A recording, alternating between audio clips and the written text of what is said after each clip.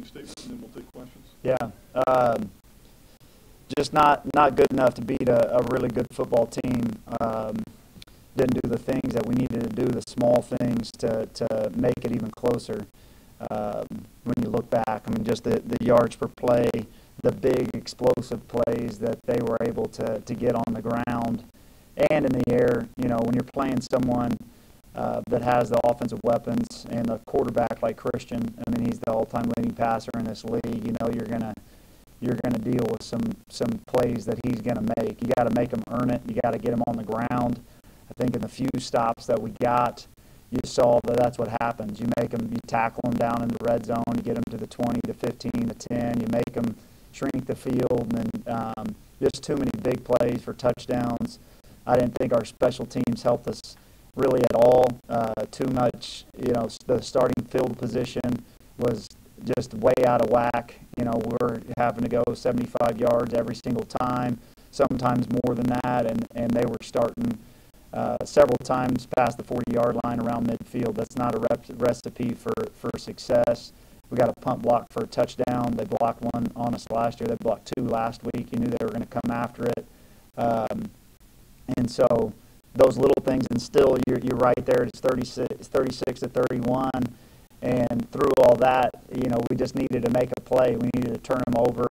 They needed to make a mistake, and they're not a team that really makes many mistakes. And we weren't able to go score for score with them. I thought we did some decent things to score some points and move the football on a good defense. But, again, that's what I said is not enough to beat a top 5 team in the country.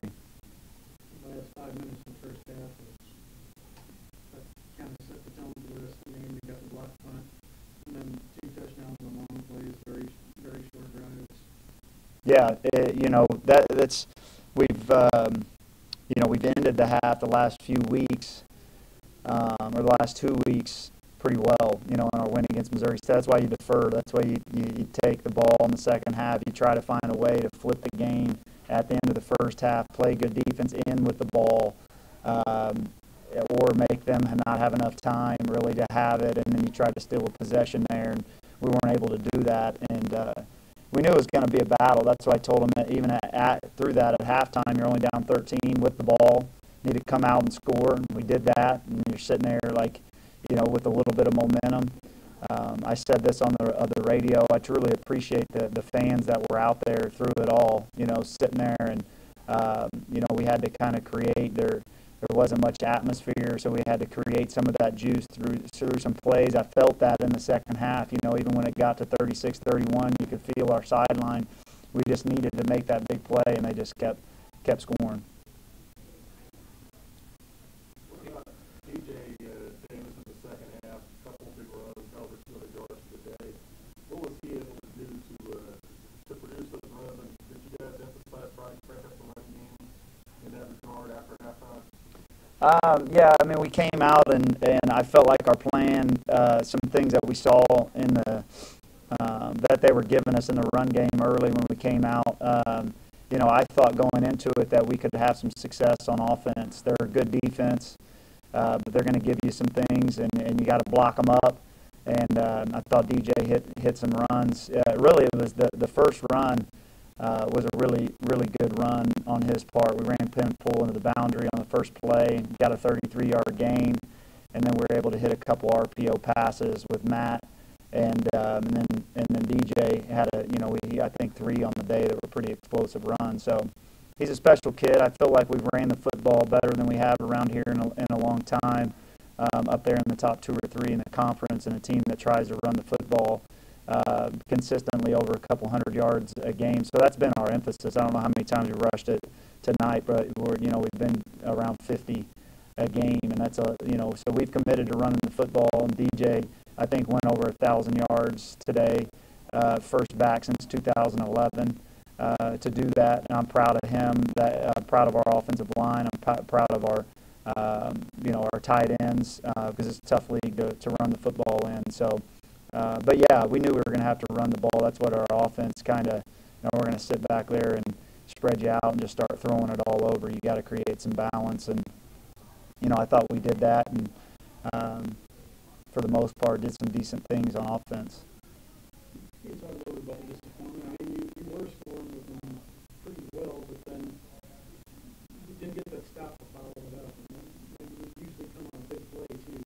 Yeah, it is. You know, I've kind of went through different emotions throughout the year. I'm done being we don't have time to really be frustrated. We got to find answers to what's going on. And that's what I told them right there. We're preparing to go play the number one team in the country right after this on the road, and we got to give them our best, just like we did them. You know, the number 5 or 6 team in the country. I'll keep saying that. I mean, they do the things they believe. You just feel that. You know, the thing that we're missing right now, they've got, and they've got maybe the best quarterback in the country, making them go. And so we got another week to keep getting better and developing. We got some younger guys in the ball game that I think are going to be good players here, and just got to keep battling. But yeah, it's. I felt like we had, we were banged up in the set. We have 5 secondary players that started for us at the beginning of the year that are out for the season.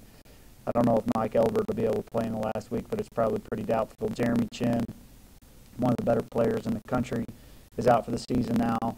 And, our top 2 corners that started the season are out with the same injury.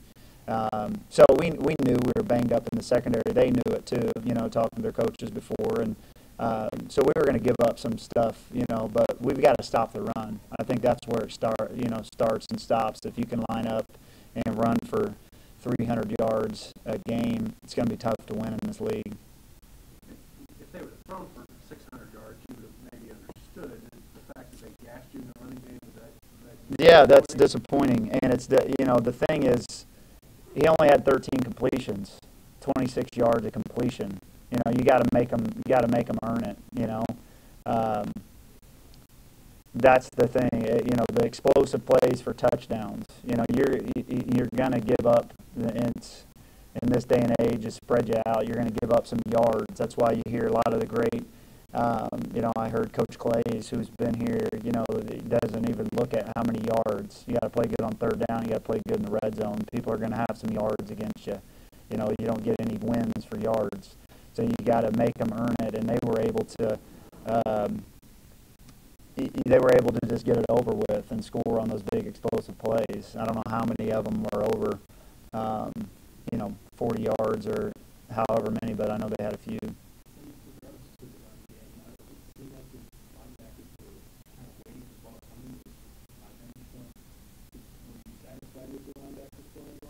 I'll have to go back. I mean, I'm not.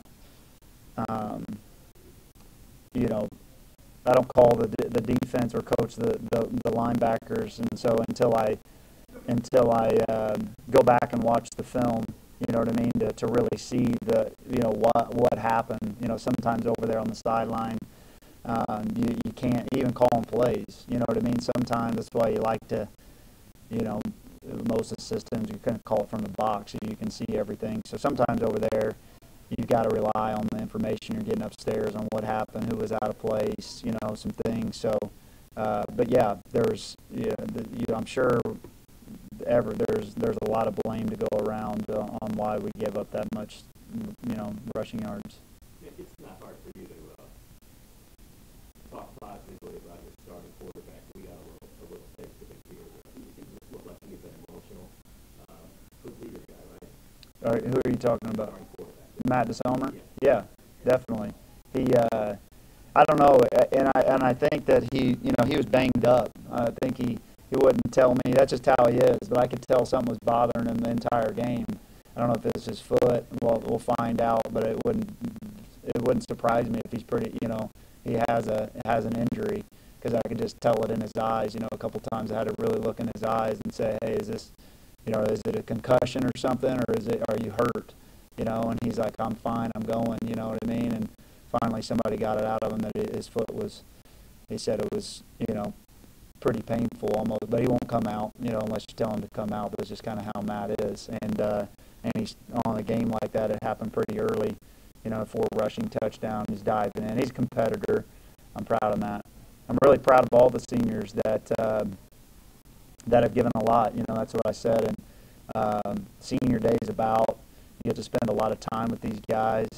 This senior class won't be remembered for a lot of, trophies in the trophy case and rings and coming back and those type of things. But me personally, as a head coach for the past 3 years, I appreciate their commitment and me being able to coach them. There's a lot of good guys in that are going to graduate from here and go on and do a lot of great things, and we get to spend one more week together, but this was their last, go around for out here at home, and I'm proud of them.